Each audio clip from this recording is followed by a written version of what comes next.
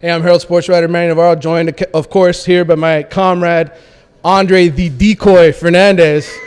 Champagnat grad, he's got a big smile on his face because the Lions, of course, advancing to the state championship game last week. Let's start with them, Dre. Your home school, go on the road, win at Indian Rocks. Talk about that. Well, winning on the road is nothing new to this team. I mean, they've done it all season, not by necessity, but also it's something that's built a camaraderie on this team.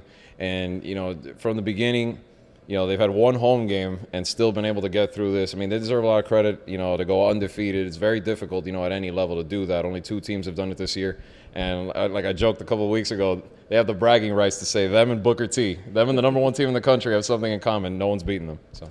Well, they were, of course, one of the teams to advance, Booker T the other. They took care of Coco in the Class 4A semifinal. Talk about that game because it wasn't even close. Yeah, Booker T's on a mission right now just to level people, and they came out, didn't waste any time, 28 points in the first quarter. Treon Harris is playing the best football he has all year right now, which is all you can ask for. That defense is clicking, a new playmaker every week.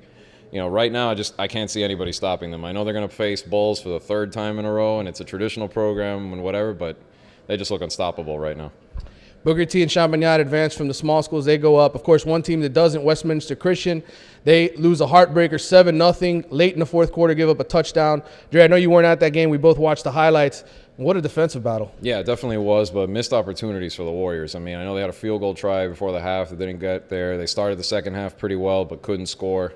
And finally, one big run, 23 yards in the fourth quarter, and there goes the season. But the Warriors will be back. They literally only lose 6 players off the roster. Most of their key guys are back. Obviously, they're going to lose Hunter Boyette at quarterback, so someone else has got to step up there. But they're going to have so many weapons still next season that I could see them getting right back in it in 3A. Yeah, definitely a team to watch. And we know, if anything, sometimes you got to get to the state semifinal game, lose, and then you come back even stronger the next year. So maybe the Warriors will be at state next year. All right, we go up to the large school classification.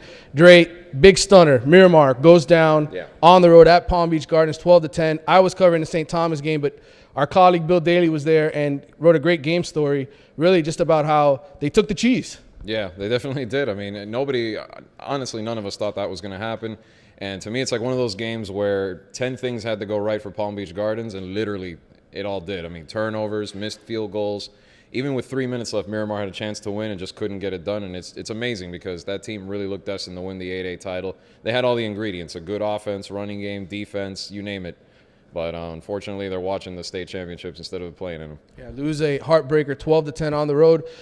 Palm Beach Gardens now will come south to come take on South Dade, who won another defensive struggle against Coral Gables, 6-0. You were at that game. Another monsoon. It seems like these teams can't avoid the rain. I think that's why I'm not covering them this week because I don't want to get soaked for the 3rd week in a row. But you know what? They've become experts at handling it, and a lot of it is due to that defense because a lot of attention goes to the offense over there with Khalil Render and Johnny Hankins has had 2 good games. But those guys on the defensive side of the ball, tremendous job. Only really one trick play against Killian is all they've given up in 2 weeks. And to take out Killian and Coral Gables, who are 2 of the best teams this year, they deserve a lot of credit. And now the Bucks are 1 win away from making their own history. Yeah, they'll take on Palm Beach Gardens to get there.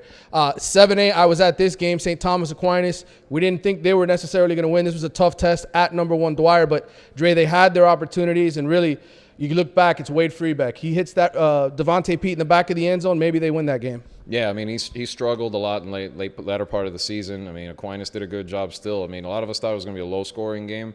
Turned out to be a shootout, and they were still right in it till the very end. But, Rocco Casullo and those guys, they're going to regroup, and they'll figure out a way to get back in it next season. A lot of big-time seniors lost from that team, but Nick Bosa, who's only a sophomore, he's a monster. This kid will be back next year. He'll be the leader of that group. Class 6A, Miami Central. Man, that was a butt whooping. They put on Palm Bay Heritage 54-3. But it came at a cost. It definitely did because they lost Joe Yearby for the season. One of the best running backs I've ever covered in Dade County, in the 14 years I've been doing this. And it's a shame because you'd want to see that 1-2 punch of Dalvin and Joe do it one more time at state.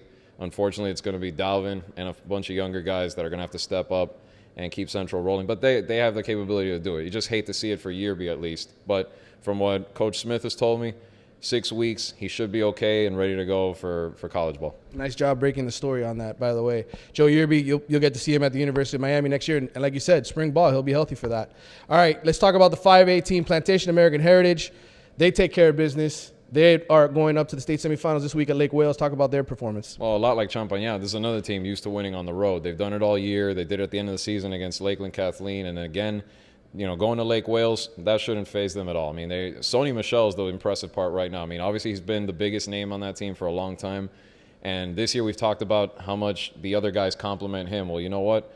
He has really stepped up. He's had his 2 best games of the year in these last 2 weeks. And it's his chance because, Heritage is going to be there for a while now. They have the guys to sustain this for the next few years. But Sony knows this is his last chance to go out with a ring.